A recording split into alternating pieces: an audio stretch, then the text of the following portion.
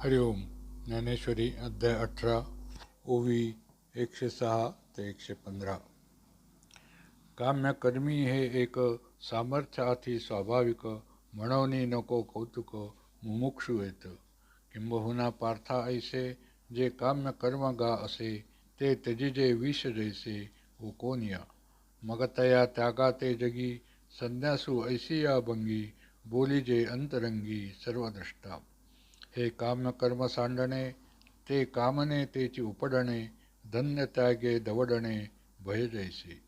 आणि सोमसूर्य ग्रहणे येऊनी करविती पार्वणे का माता पितर मरणे अंकित जे दिवस.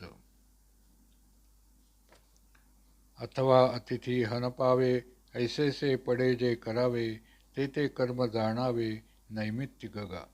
वार्षिया क्षोभे गगन वसंते द्रोणावे वन देहा शृंगारी यौवन दशा जैसी.